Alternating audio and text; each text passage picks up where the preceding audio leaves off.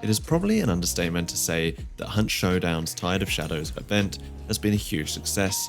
Since the launch, the game has hit an all-time peak on Steam players of over 44,000, and this wasn't just a flash in the pan. We're now weeks into the event and the 24-hour peak is still over 30,000. This is incredible for a game that launched in 2019 and was comfortably sitting in the 12 to 15,000 range on Steam charts for its player base. It had become a successful but still niche game that struggled to reach a much wider audience. Now, last night, PC Gamer published an in-depth chat with the general manager of Hunt, David Fifield, which covered all manners of topics and the potential future of Hunt Showdown, including a potential end to the MMR system. I'm going to talk briefly about this article and give my takeaways, but if you'd like to read it for yourself, I will link it below.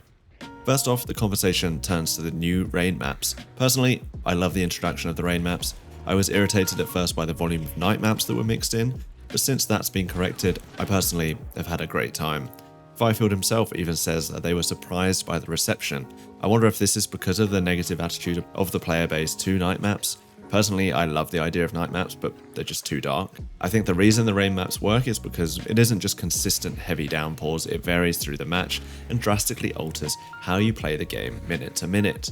And overall, when it isn't heavy rain, the visibility really isn't too poor.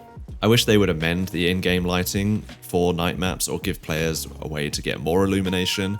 If nothing else, let hunters choose if they want the night maps in rotation, and then maybe offer incentives like a bigger reward for winning on a night map. The article even touched on the fact that players have to opt into the rain maps, which is a definite improvement for the user.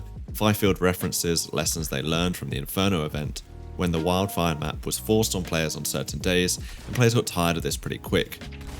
They then move on to discussing the traits added with the event, and it's interesting that Fifield talks about how they want players to think of these traits as OP, saying that it isn't fun or interesting if no one talks about it, and they can work on them to make it more balanced. Once players learn how to counter these new perks, the concern in the community quickly drops off.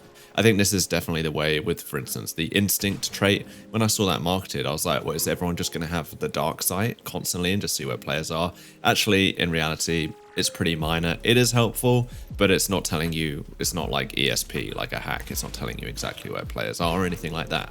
The way Fifield talks about the pack traits is also interesting, as it seems like these events are a testing ground essentially for trying out traits that could be permanent in the future, like the self-revive perk being added to Necromancer for solo players. One thing that I would say is they don't mention the death cheat, which we all know isn't working as intended, but I guess it just isn't getting fixed at this point. I don't know, it's really weird that it's been left in the game for this long and it isn't being patched. But anyways, finally we move on to MMR and the future of lobby balance. What is interesting here is how the developers see MMR differently to how they believe the community does, and this may encourage a change in the future. The MMR to the devs isn't about people grinding up the ranks like you would in something such as Apex Legends, for instance, where you're grinding through bronze, silver, gold, platinum, trying to get all your way to the top tier, Predator or whatever it's called. We aren't all fighting to become 6 stars, or at least that's not the intention of the developers, and they don't like some of the playstyles that this kind of mentality can produce when players only care about reaching that 6-star ranking. This is actually one of the big criticisms that's leveled at Hunt Showdown from players who maybe don't play it very much or don't enjoy it. They see it as just a game where players camp in bushes with sniper rifles, and actually, as Fifield puts it, they watch Netflix until a victim comes their way. It's very interesting to see that the devs are very in tune with this and are actively looking at ways they could potentially amend it. This isn't how they want Hunt Showdown to be played, and everyone knows that that is awful. There's nothing worse than campers in this game when they've picked up the bounty and they just sit in the building with it all trapped up waiting for you to come in. So maybe we can see a shift in MMR in the future, and maybe they'll just get rid of public MMR altogether.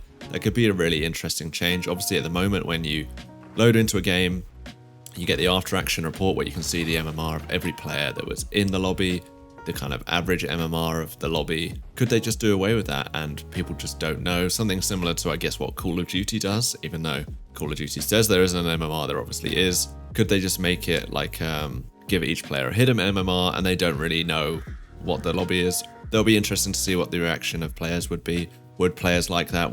Do they want to keep 1 to 6 stars? Very interesting. But anyway, that is all from the interview. I found the article really interesting, and I'd love to hear your thoughts in the comments below, particularly on the MMR and the perks and the rain maps, all that stuff. And if you've enjoyed the video, do drop it a like to support the channel. Cheers.